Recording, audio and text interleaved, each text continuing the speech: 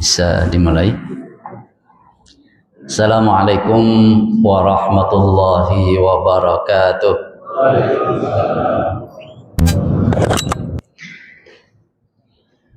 Bismillahirrahmanirrahim. Alhamdulillahi wasi'il fadlil karimil mannan,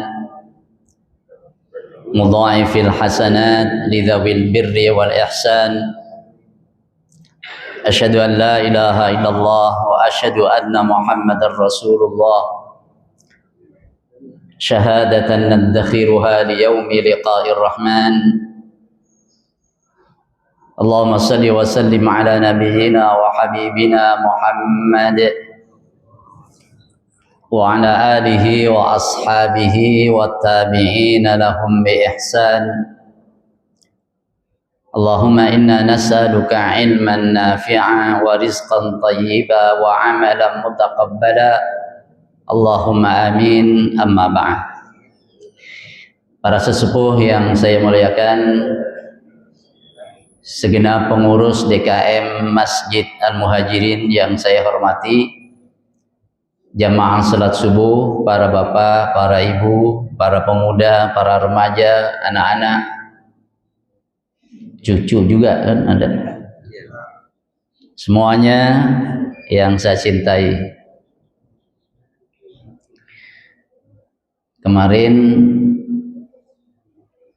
ketika menunaikan sholat Jumat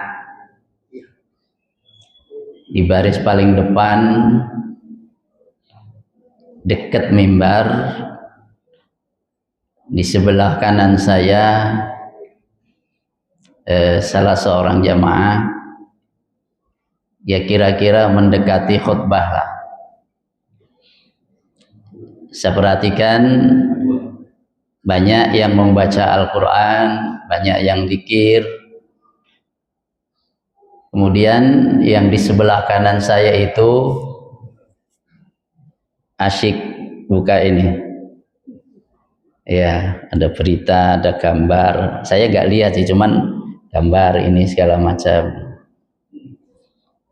Kelihatan, nggak ngelihat tapi kelihatan. Kita normal begini kelihatan saya.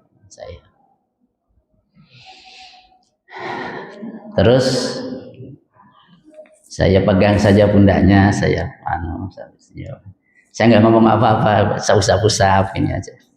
Iya. Tampaknya paham, kemudian ditaruh di bawah apa? Di bawah sejadah. Ini satu fenomena menunjukkan bagaimana seseorang menggunakan media, ya, HP, media sosial, dan yang lain-lain. Kapan dan seperti apa? Jamaah sekalian, jadi dengan demikian perlu ilmu, perlu kearifan,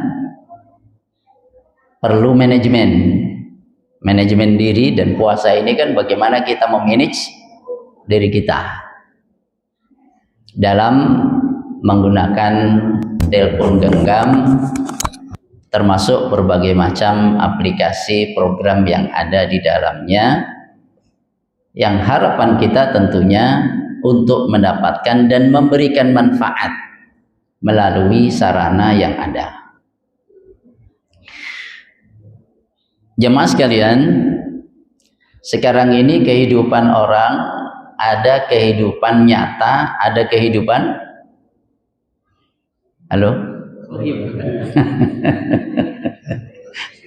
ada kehidupan nyata, kata ustadznya, ada kehidupan gaib katanya. Iya, gaib maksudnya tidak di depan mata, jauh, ya, tapi tampak di depan kita di dunia maya. Yang kadang-kadang karena asyik dengan dunia mayanya itu, kurang perhatian terhadap dunia nyata yang ada di hadapannya. Di depannya ada suaminya cuek, di sebelah kanannya mungkin ada anaknya nggak diperhatikan, asyik ngelihat dunia maya. Jamaah sekalian, berbagai kemudahan yang ada bukanlah sesuatu yang diharamkan, bukan sesuatu yang dilarang. Akan tetapi hendaknya sarana-sarana itu mengikuti tujuan-tujuan yang ada dalam kehidupan keseharian kita. Buruk atau baik tergantung untuk apa sarana itu digunakan. Ketika digunakan untuk sarana yang positif, maka bermanfaat. Ketika digunakan untuk tujuan yang negatif, maka itu akan membawa dampak keburukan. Olehnya maka para ulama mengatakan lil wasaili hukmul maqasidi. Untuk sarana itu ada hukum seperti hukum tujuan-tujuannya. Sholat subuh hukumnya apa? Wajib. Tujuan. Kita tidak bisa sempurna sholat subuh kita tanpa menutup aurat. Menutup aurat itu sarana. Tujuannya apa? Untuk menunaikan sholat subuh. Karena sholat subuh wajib ditunaikan, dan untuk menunaikan sholat subuh itu perlu menutup aurat. Menutup aurat adalah sarana, maka sarana ini menjadi wajib pula. Gitu. Kita perlu menunaikan sholat subuh. Di antara syarat sholat itu adalah suci, ya, termasuk suci dari hadas. Maka kalau yang ada hadas besar dia mandi, ada hadas kecil dia berwudu. Mandi dan berwudu ini sarana. Hukumnya apa? Hukumnya mengikuti tujuan. Tujuan ini tidak akan tercapai dengan sempurna tanpa wudu dan mandi. Kalau dia hadas besar, maka wudu dan mandi menjadi wajib. Gitu. Lil wasaili hukmul maqasidi. Sarana-sarana ini membawa hukum seperti hukum yang ada pada tujuan-tujuan tersebut. Oleh sebab itu, kalau puasa zaman dulu, zaman Nabi, zaman sekarang, zaman yang akan datang sama, nggak ada bedanya. Iya kan? Tinggal apa saja yang berpotensi untuk semakin membuat puasa kita sempurna, itu yang kita usahakan untuk gapai. Dan apa saja yang nanti akan berpotensi merusak puasa kita, itu yang kita hindari. Maka kita mengambil dari kebaikan sarana yang ada dan menghindari keburukan-keburukan dari penggunaan sarana yang ada. Intinya kan begitu kan, menggunakan media sosial. Dengan begitu kajian subuh kita selesai. Masya Allah, Masya Allah. Kita ambil contoh umpamanya tentang program harian kita, kegiatan harian kita. Di antaranya tercemin dalam doa kita. Dibaca oleh Nabi Sallallahu Alaihi Wasallam habis sholat subuh, diriwayatkan dari Ummu Salamah bahwa Nabi berdoa, Allahumma inni as'aluka ilman nafi'a. Lanjutnya, wa rizqan thayyiba wa amalan mutaqabbala. Ya Allah, sesungguhnya saya mohon kepadamu, pertama ilmu yang manfaat. Yang kedua, warizqan thayyibah, rizki yang baik. Yang ketiga, wa amalan mutaqabbala, dan amal yang diterima. Dari doa ini Rasul menggambarkan kepada kita tentang program harian yang jangan sampai kita lupakan. Kita ingin nambah ilmu yang manfaat, kita ingin nambah rizki yang baik, kita ingin nambah amal yang diterima. Kalau ini adalah program harian kita yang utama, maka bagaimana media sosial ini membantu untuk mewujudkan program tersebut? Kita ingin ilmu yang bermanfaat, bagaimana dengan media, dengan sarana yang ada, membantu kita menambah ilmu kita, literasi kita, wawasan kita. Sekarang namanya kitab-kitab tafsir ada di sini semuanya. Yang kalau kemudian dijajar itu kitabnya, ada yang 20 jilid, ada yang ini segala macam, penuh nira kita. Ya. Sehingga ketika mau baca, kadang mau ngambil kitab gini kelamaan, cukup klik dari sini langsung kebaca. Gitu.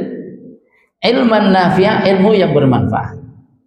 Apakah yang berbahasa Arab, apakah yang ada terjemahannya, kita dengan mudah akan jumpai.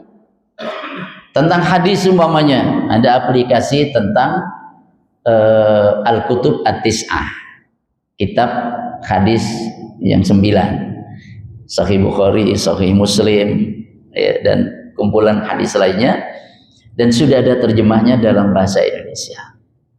Kita ingin membaca tafsir Al-Quranul Karim, sebagai contoh umpamanya kita baca Quran Kemenang. Quran Kemenang. Di situ ada arti kata, ada arti perkata, di situ kemudian ada arti terjemah, di situ ada tafsir tahlili, tafsir wajiz. Kita baca. Allahumma inni as'aluka ilman nafi'ah, ilmu yang bermanfaat. Jadi di antara program harian kita itu adalah at-taraqqi bidzat, meningkatkan kemampuan diri, kapasitas diri, ya, meningkatkan ilmu. Kenapa? Karena tantangan semakin bertambah dalam kehidupan kita. Karena tantangan semakin bertambah, harus ada bertambahnya ilmu untuk menghadapi, mengimbangi tantangan-tantangan yang ada. Maka kata sebagian orang, kenapa orang gampang stres? Antara lain karena tantangannya bertambah, ilmunya enggak nambah. Kan gitu? Kenapa orang tua ngadepin anak segala macam bingung? Karena tantangannya, godaannya, persoalannya semakin banyak, sementara ilmu tidak diasah, tidak ditambah. Ilmu tentang parenting, bagaimana mendidik anak. Dan anak itu kan ada kalanya sudah kumisen kan? Anak itu ada kalanya sudah punya anak. Gitu, anak juga. Dan alhamdulillah sekarang ini di depan kita juga anak-anak semuanya kan? Anak-anaknya bapak kita, anaknya ibu kita, gitu. Jadi bagaimana kita memanfaatkan media yang ada untuk menambah ilmu kita, bukan sembarang ilmu, tapi ilmu yang bermanfaat. Karena yang kita harapkan adalah ilmu yang bermanfaat, maka perhatikan sumbernya. Perhatikan sumbernya. Kita ambil ilmu dari orang yang memang orang itu dari segi akhlaknya memang mencerminkan ilmu tersebut. Dari autoriti keilmuannya, ia memang menguasai di bidangnya. Jangan kemudian kita comot dari sana sini segala macam yang kadang tidak jelas rujukannya, khawatir itu nanti menjadi informasi yang tidak valid, dhalla fa'adhalla, sesat menyesatkan. Jadi sumbernya. Olehnya ketika ada informasi, ya, informasi itu ada kalanya dari sumber yang bisa dipercaya, ada kalanya dari sumber yang memang biasa buat gosip, ya, sumber yang biasa buat fitnah. Hati-hati. Allah Subhanahu wa taala mengingatkan di dalam surat Al-Hujurat ayat yang keberapa? Ayat ke-6. Al-Hujurat itu surat tentang kamar-kamar. Ya, maksudnya bilik-bilik. Kamar-kamar yang dimaksud adalah rumah baginda Nabi kita Muhammad Sallallahu Alaihi Wasallam. Jadi dulu ketika Rasulullah bersama dengan para sahabat, beliau hidup bersama dengan keluarganya, rumahnya di sebelah sana, sebelah sana. Di sini mimbar, kemudian rumahnya di sana, menghadap kiblat. Kiblatnya kemana? Ke Ka'bah. Madhep ngulon apa madhep ngidul? Ora, madhep ngidul. Nabi Muhammad kalau sholat menghadapnya ke selatan. Karena apa? Posisi Madinah ada di sebelah utara Makkah. Maka Rasul bersabda, ma bainal masyriqi wal maghribi, selatan apa? Mana selatan? Oh, sana ya, selatan ya. Ya, yaudah. Nah, jadi menghadap kiblatnya itu ke selatan. Kalau dari Madinah itu. Iya. Kata Rasulullah, antara timur dan barat itu kiblat. Antara timur dan barat itu kiblat. Kalau kita antara apa? Assalamualaikum ya. Antara selatan dan utara adalah kiblat. Jadi Rasul bersabda, ma bainal masyriqi wal maghribi qiblah. Antara timur dan barat itu kiblat. Artinya ketika Rasul Shallallahu Alaihi Wasallam menghadap ke selatan, yang penting menghadap ke selatan itu sudah arah kiblat. Tidak harus pas kompasnya, nggak harus. Makanya alhamdulillah ini bagus masjid ini, nggak ada mereng-merengnya. Ya. Di sebagian masjid itu kan sudah cakep, rapi kayak gini, kemudian digeser apa namanya, karpetnya dibuat agak miring. Padahal kalau tidak dibuat miring, menghadapnya masih kemana? Masih ke barat. Sepanjang masih menghadap ke barat, berarti antara selatan dan utara. Sepanjang antara selatan dan utara itu adalah arah kiblat, tidak mengapa. Maka kalau ada yang nanya, Ustaz, ini masjid kita coba ukur, dilihat tentang kompasnya itu agak kurang miring sedikit. Perlu dibuat miring apa enggak? Kalau tanya pendapat saya lebih merujuk kepada sabda Nabi tadi, antara timur dan barat adalah kiblat. Luas. Sebagaimana kalau kita di sini antara selatan dan utara adalah kiblat, nggak usah dibuat miring karena sudah menghadap ke barat. Yang penting tidak menghadap ke timur, tidak menghadap ke selatan, tidak menghadap ke utara. Arahnya sepanjang itu masih ke arah barat, itu adalah kiblat. Jadi ini program harian kita, nambah ilmu. Bahkan Nabi Shallallahu Alaihi Wasallam diperintahkan oleh Allah untuk berdoa supaya minta ilmu. Wa qur rabbi zidni ilma. Wa qul, dan katakan Muhammad, katakan doa ini, Rabbi zidni ilma. Wahai Tuhanku, tambahkanlah kepadaku ilmu.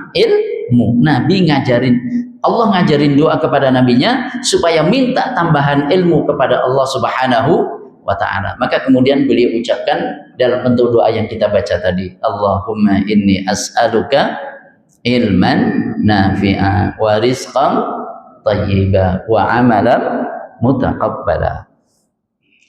Ilmu. Jadi kembali tadi surat Al-Hujurat ayat yang ke-6, Allah berfirman, Ya ayyuhalladzina amanu in ja'akum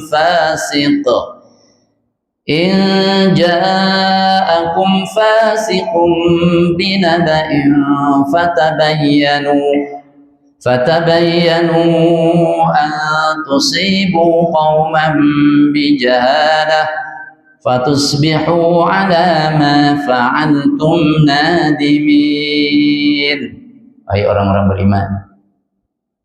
Yang enggak beriman, hai enggak? Enggak, hai. Ya. Hai orang-orang beriman. Kalau datang kepadamu orang fasik, orang fasik berarti tidak adil. Fasik berarti suka melakukan perbuatan dosa kecil banyak, gak berhenti, atau melakukan dosa besar dan belum bertobat. Itu disebut fasik. Kalau orang fasik mau berita fatabayanu, maka periksalah, cek dulu.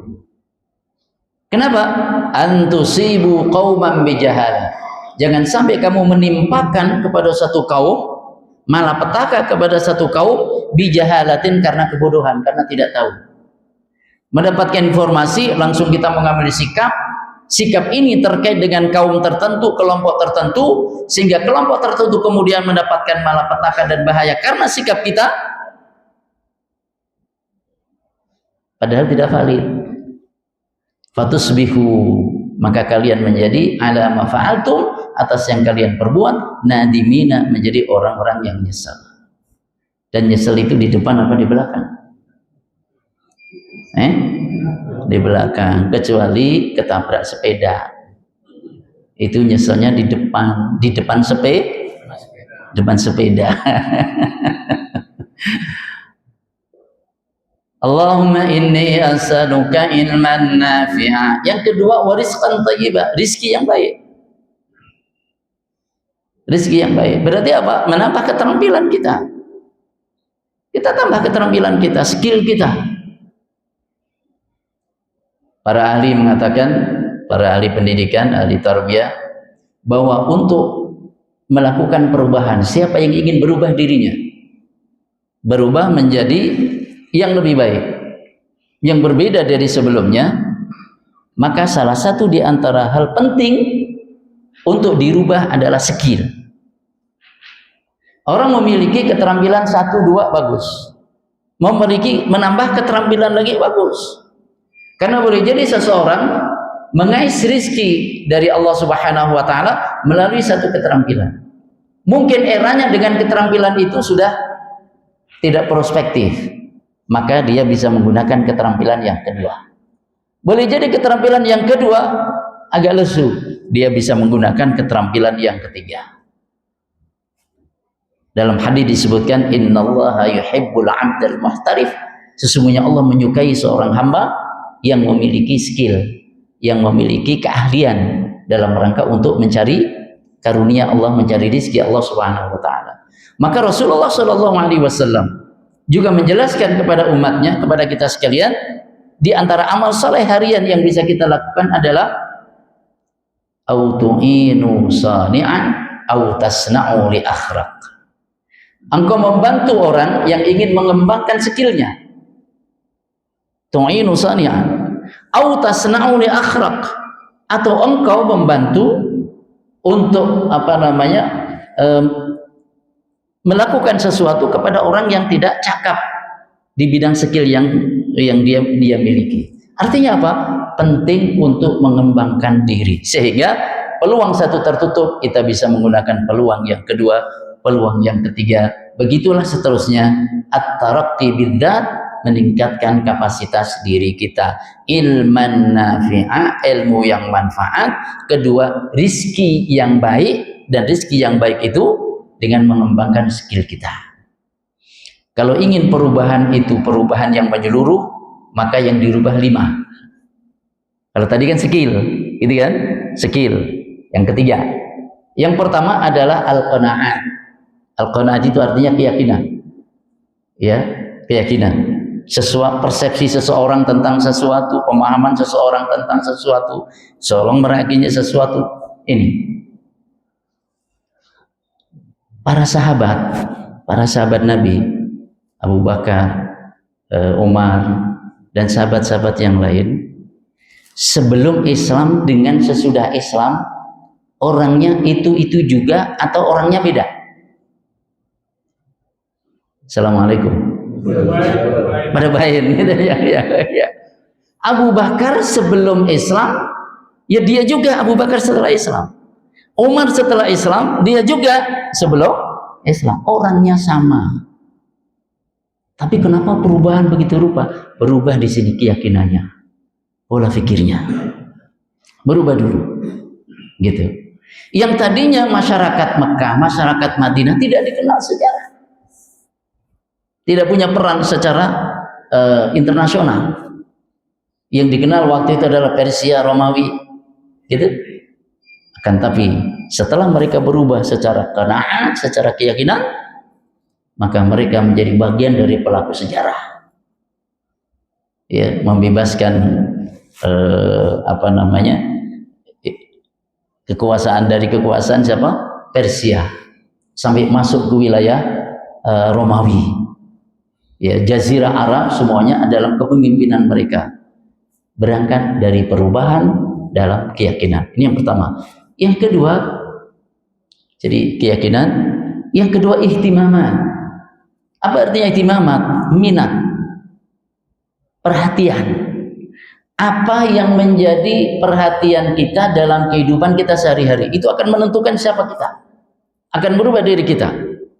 Kalau orang perhatiannya terhadap hal-hal yang sepele-sepele, kalau orang menghabiskan waktunya untuk hal-hal yang tidak bermanfaat, tidak bernilai, menambah ilmu tidak, menambah skill enggak, yang penting senang, yang penting senang, yang penting menghibur, ya, semuanya di-scroll ini segala macam, ya, apa saja dilihat ini segala macam, maka orang itu akan menjadi seperti yang menjadi perhatiannya.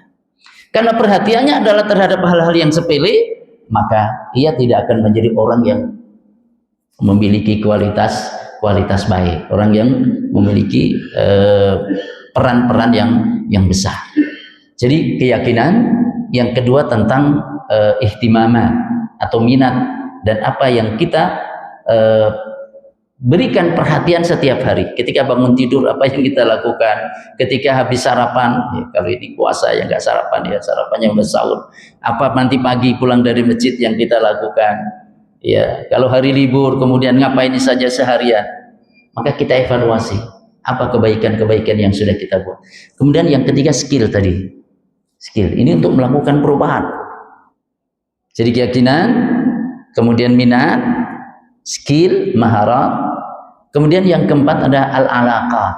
Al-alaqat itu artinya relasi.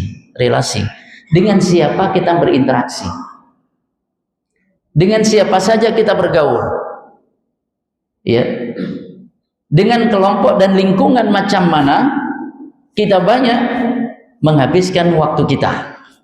Itu al-alaqat. Sampai Rasul Shallallahu Alaihi Wasallam mengingatkan, al-mar'u ala dini khalilihi. Seseorang itu sesuai dengan agama teman dekatnya. Jadi kalau kita ingin tahu siapa kita, lihat teman dekat kita. Katakanlah 5, sebutkan 5 teman dekat kita, maka orang akan menilai kita, oh Anda kurang lebihnya kayak gini. Ya, ini al-alaqat, relasi. Makanya kalau kita di jalan raya, yang depan kita naik mobil pelan banget, yang belakang kita juga pelan banget. Kira-kira kita kenceng apa pelan? Iya, apalagi jalannya sempit, kenceng apa pelan? Pelan. Tapi kalau depan kita agak cepat dikit, belakang kita juga klakson mulu, kita ikut kenceng nggak? Ikut kenceng dikit juga. Itu gambaran bagaimana depan kita, belakang kita, kanan kiri kita berdampak kepada perilaku kita. Ini yang keempat, al-alaqah. Kemudian yang kelima adalah al-qudwat. Apa artinya al-qudwat? Role model, teladan. Makanya kalau kita baca ayat-ayat Al-Quranul Karim, umpamanya secara lebih khusus kita baca kisah-kisah dalam Quran. Kalau kita baca kisah-kisah dalam Quran, di sana ada qanaah, keyakinan-keyakinan. Bagaimana tokoh-tokoh dalam kisah itu mengimplementasikan keyakinannya. Bagaimana mereka memiliki keyakinan-keyakinan tertentu. Kemudian yang kedua, menggambarkan kepada kita tentang keteladanan. Maka ketika kita membaca kisah Nabi kita membaca sirah Nabi, itu bukan rekreasi, oh begini, enggak. Itu membentuk pemikiran kita, membentuk keyakinan kita, dan sekaligus itu juga membangun keteladanan kita yang kita ikuti dalam kehidupan. Jemaah sekalian, kembali kepada doa tadi. Allahumma inni as'aluka ilman nafi'a wa rizqan thayyiba wa amalan mutaqabbala. Ilmu yang manfaat, rezeki yang baik, dan ilmu dan amal yang diterima. Termasuk kita dalam berpuasa ini, kita ingin puasa kita sebagai amal yang diterima Allah. Dalam kita menunaikan ibadah puasa juga ada kegiatan-kegiatan, amal-amal saleh yang kita lakukan agar diterima Allah Subhanahu wa taala. Jadi berpuasa di era media sosial, di era digital ini, kita berkepentingan untuk menjaga puasa kita agar menjadi puasa yang sempurna. Kita hindari hal-hal yang merusak nilai-nilai puasa kita. Intinya kan di situ. Makanya yang ketiga adalah wa amalan mutaqabbala, ilmu yang diterima oleh Allah Subhanahu wa taala. Jemaah sekalian, ghibah itu pakai ini bisa nggak? Ghibah pakai media sosial bisa? Bisa. Mau dakwah pakai media sosial bisa? Bisa. Mau caci maki orang langsung nggak berani, tapi karena nggak kelihatan, apalagi pakai anonim, namanya nggak jelas, berani. Nggak ada yang tahu, nggak ada gambar saya umpamanya. Apakah kemudian karena nggak ada yang tahu itu bukan gambar saya, itu bebas? Enggak juga. Bisa dilacak. Bisa dilacak. Namanya ada jejak. Jejak apa? Jejak digital. Bisa dilacak. Itu dari HP merek apa, posisinya ketika posting di mana, oh di Keranggan Permai. Saat posting itu posisinya sebelah mana, tahuan, kelacak juga. Itu ilmu manusia. Apalagi pengawasan dari Allah Subhanahu wa taala. Pengawasan dari Allah Subhanahu wa taala. Jadi tidak ada sesuatu yang hilang. Jejak itu semuanya ada. Wa naktubu ma qaddamu wa atharahum. Wa naktubu, aku tulis. Kami tulis ma qaddamu, amal yang mereka kerjakan. Jadi amal kita ditulis. Bukan hanya amal kita yang ditulis, wa atharahum, dan pengaruh-pengaruh mereka, bekas-bekas mereka. Mungkin kita sudah meninggal dunia, tapi ada jejak kita. Jejak kita itu juga ditulis sebagai amal kita. Kalau jejak itu adalah jejak yang baik, diikuti orang, maka ini menjadi tambahan amal soleh, amal jariah. Tapi kalau jejak ini adalah jejak buruk yang kemudian diikuti orang, ini menjadi dosa jariah. Jadi ada amal jariah, ada dosa jariah. Dan itu bisa melalui ini juga. Tinggal kita mau pakai yang mana. Apakah kita menginginkan amal jariah melalui media yang ada, atau dosa jariah? Insyaallah. Jadi ini bagaimana? Kemudian para bapak dan ibu sekalian, ketika seseorang nge-share, kan puasa juga kita jaga kan, jangan sampai kita dusta, jangan sampai kita berbohong, jangan sampai kita ghibah. Kita biasakan ini selama 30 hari. Setelah itu terserah Anda, begitu. Para ahli mengatakan bahwa pembiasaan itu kalau dilakukan, sesuatu dibiasakan rutin sampai 21 hari, itu relatif sudah membentuk. Walaupun ini kemudian dikritik oleh peneliti berikutnya, tidak cukup 21 hari. Setidaknya ada yang mengatakan 60 hari dan seterusnya. Tapi Allah Subhanahu wa taala mengkondisikan dalam bulan Ramadan ini selama 1 bulan. Apakah 29 hari, apakah 30 hari? Ini adalah dalam rangka untuk meningkatkan diri kita, pengendalian diri kita, kualitas diri kita. Kualitas dalam kita berbicara, tidak mengandung hal-hal yang cemoohan, tidak mengandung hal-hal yang caci maki. Baik dalam pembicaraan lisan maupun dalam pembicaraan tulisan. Karena tulisan itu juga kan, kalau kita ngomong langsung nulis sendiri di sini kan? Iya. Dan setiap omongan kita ada tulisan di para malaikat. Ada tulisan di kalangan para malaikat. Sehingga dengan demikian, subhanallah, kita berusaha untuk menjaga puasa kita dari hal-hal yang membatalkan. Maka Rasul Shallallahu Alaihi Wasallam mengingatkan agar kita tidak gampang melansir, menge-share informasi.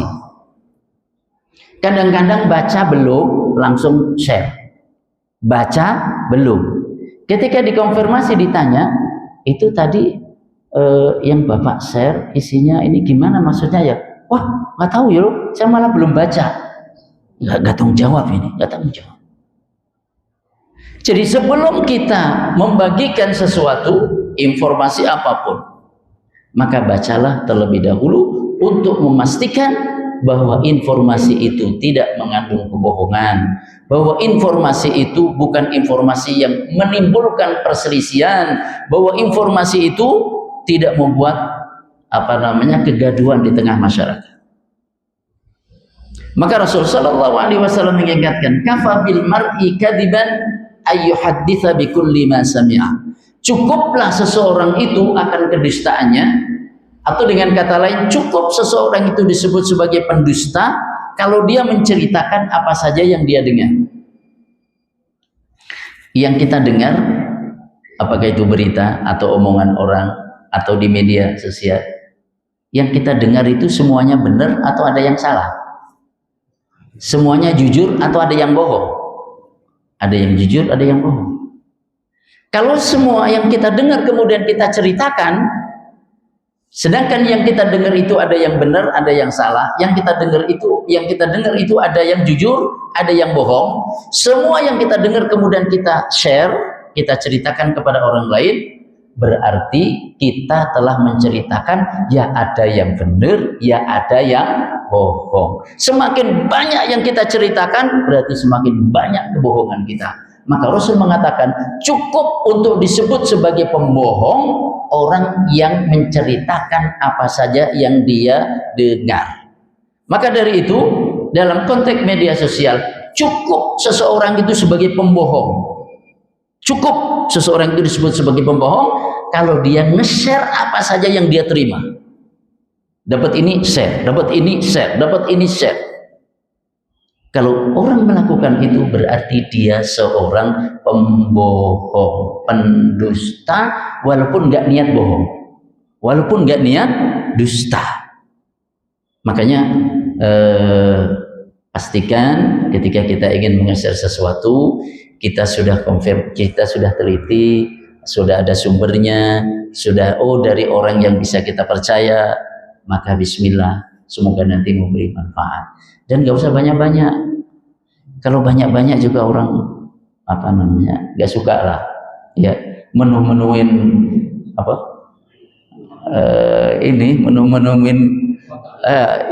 menuin itu loh memori, menuin memori. Ya, makanya Abdullah bin Mas'ud radhiyallahu an ketika diminta oleh para sahabat yang lain sepeninggal Rasul sallallahu alaihi wasallam, kenapa engkau memberi nasihat kepada kami hanya pada hari tertentu saja, biasanya hari Kamis. Yang menceritakan Rasulullah sallallahu alaihi wasallam kalau ngasih nasihat kami itu enggak terus menerus, kolong-kolong. Ya, enggak terus menerus gimana? Ada waktunya nasihat, ada waktunya enggak, ada waktunya nasihat. Yatakhawwaluna bil mau'izah makhafatas sa'am. Jangan sampai kami bosan. Jangan sampai kami bosan. Maka Rasulullah Shallallahu Alaihi Wasallam ketika memberi nasihat, memberi wejangan, memberi pelajaran kepada para sahabat, biasanya enggak lama. Biasanya enggak lama. Enggak sampai syuruk ibaratnya. Iya. Jangan sampai nanti makhafatas sa'am. Maka Rasulullah Shallallahu Alaihi Wasallam walaupun kata-katanya sedikit, kalimatnya pendek, tapi maknanya dalam. Hanya Rasul Shallallahu Alaihi Wasallam memang sering biasa habis subuh ini sampai syuruk, sebagaimana yang beliau sabdakan. Dan keutamanya seperti apa? Haji dan umroh sempurna. Nanti setelah syuruk kita sholat dua rakaat. Diceritakan pula di dalam hadis, kadang habis sholat subuh ya sedang berpikir, ada waktunya juga kami ngobrol. Jadi boleh nggak habis sholat subuh ngobrol? Ya adalah obrolan dikit nggak apa-apa. Tapi kalau habis sholat subuh ngobrol terus sampai syuruk, ya kurang lah. Kata para sahabat, kami ngobrol. Kemudian kami cerita-cerita mengenang masa lalu di masa jahiliyah. Ya, karena cerita masa jahiliyah kan lucu gitu. Dulu kita begitu ya begini. Mereka ketawa. Ketika Rasulullah SAW melihat mereka ketawa, di masjid ketawa-ketawa. Enggak begitu. Rasul ikut senyum. Rasul ikut senyum. Masya Allah. Ya, biarinlah orang senang ketawa, masa nggak boleh gitu ya. Cuman ketawanya dijaga, jangan terbahak-bahak. Tapi kalau tertawa lebar, tertawa lepas, tidak kemudian terbahak-bahak yang mengurangi muru'ah, mengurangi marwah, nah, itu Masya Allah, tanda orang senang dengan nikmat Allah, senang dengan karunia Allah, maka di antara ekspresinya adalah senyum, ketawa, gitu ya. Sudah ketawa belum? Silakan saya kasih waktu 5 detik. Masya Allah. Jadi dalam bermedia sosial, jangan semua yang kita terima langsung kita share, karena boleh jadi yang kita terima itu ada mengandung unsur ketidaktepatan atau kebohongan. Jangan sampai kita menjadi orang yang ikut berbohong. Yang kedua, jangan terpancing dengan kata-kata yang provokatif, apalagi kemudian caci maki dan mengadu domba. Mengapa demikian? Karena ada produsen, apalagi sesuatu yang viral, nanti ada produsen di kubu A dan produsen di kubu B. Memproduk apa? Memproduk hoax. Jadi ada yang produk itu hoax, sengaja. Jadi kelompok A mungkin kelompoknya yang sama, yang memproduk sama. Jadi X ini yang memproduk, kemudian di-share ke kelompok A. A ini bertentangan dengan B. Di-share ke kelompok A. Yang isinya adalah kelompok B jelek-jelekin A. Gitu. Yang bikin siapa? X. X bikin status, bikin tulisan, yang isinya adalah bahwa si B komentar-komentar tokohnya dan segala macam jelek-jelekin kelompok A dengan tokoh-tokohnya bla bla. Kemudian kelompok A dengar kan, baca kan. Setelah baca kemudian viral di tengah mereka. Kita dikatain begini ini. Marah kan? Tapi marah kadang kan tidak bisa menjawab dengan baik, gitu kan? Tidak bisa menjawab dengan hanya emosi. Akhirnya dibikinin jawaban pula dari sini. Dibikinin jawaban dari kelompok X ini. Ini loh kalau mau jawab. Akhirnya dikirim lagi. Akhirnya jawaban menyerang kelompok B. Gitu ya. Begitu kelompok B diserang, kebakaran juga akhirnya mereka. Gimana caranya jawab? X buat jawaban lagi. Ini loh, di-share ke sana. Akhirnya nyerang sana. Siapa yang buat? Produsennya boleh jadi satu. Kemudian di-share ke sana dalam rangka untuk mengadu domba. Ditambah tulisan-tulisan dari kelompok masing-masing karena sudah terbakar dengan apa? Dengan provokasi dari kelompok ini. Makanya Rasulullah SAW mengingatkan, orang beriman itu laisal mu'minu bit-ta'ani walal la'ani walal fahishi walal badi. Orang mukmin itu bukan orang yang suka mencaci maki.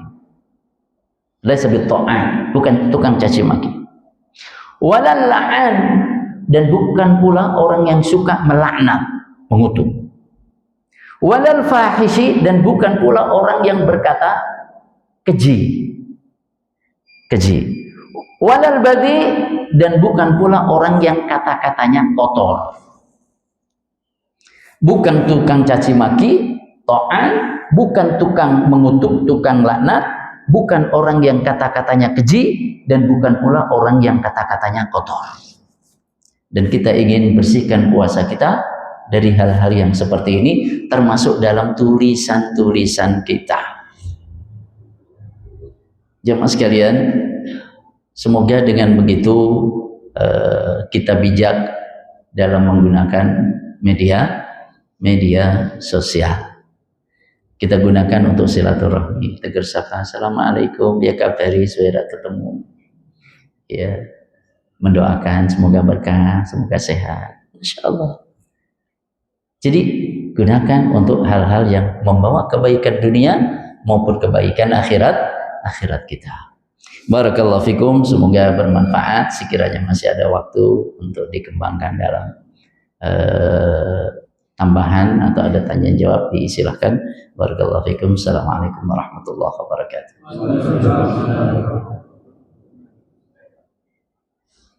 Terima kasih Ustaz atas ilmu kepada kita.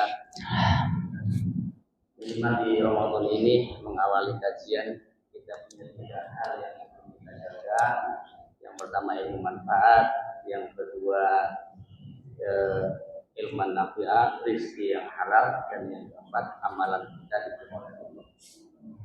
Sebelum ditutup doa dengan Ustaz, oleh Ustaz, barangkali ada yang ditanyakan seputar apa yang dijelaskan beliau, silakan. Kalau tidak ada, mari kita tutup sama-sama kali ini. Silakan.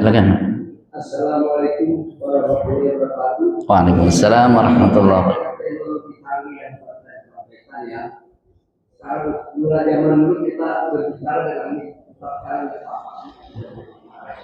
saya teringat dengan surah Al-Mulk. Langsung pertanyaannya aja Pak, maaf Pak. Ya. Pertanyaan aja. Teringat itu intinya mengenai waktu ya, waktu itu tidak boleh dilakukan permanen. Nah, karena saya ingat juga surah Al-Imran ayat 191. Ini banyaklah mengingat-ingat Allah. Ya, Allah oleh kamu. Kita sekarang melalui kami. Iya. Ini kita tahu di sini apa kita pegang dengan mulai informasi dengan di mobil dan jalan. Iya. Kita baca ya. Cuma kita menyesuaikan karena kita yang satu. Nah, itu dibolehkan atau tidak? Setelah sementara mobil itu kadang-kadang mengalami tidak apa, tidak ada aktivitas, mengarah ke itu. Iya. Iya. Oh, jadi apa namanya, kita berdoa dibimbing melalui pendengaran ini ya, ketika tawaf, atau begitu maksudnya pertanyaannya?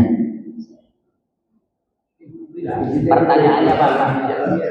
Jadi kan gini, umpamanya orang sedang tawaf, gitu kan? Kalau baca, nanti khawatir nanti apa namanya, kita nggak fokus ngelihat depan kita. Maka ada bacaan yang sifatnya berupa suara. Kemudian kita menunjukkan suara Allahumma a'inna ala dzikrika sesuai dengan ini. Itu yang ditanyakan. Oke, kita lihat api ini ya. Nanti ada alat yang bisa ditambah ini kita tanpa kita lihat kita bisa baca api. Naik mobil, naik dulu, naik berdiri. Oh gitu ya. Oh berarti terima kasih Bapak memberi informasi tentang kecanggihan teknologi yang sedemikian rupa. Tinggal kita gunakan untuk tujuan-tujuan yang mulia, insya Allah menjadi kebaikan. Gitu Pak?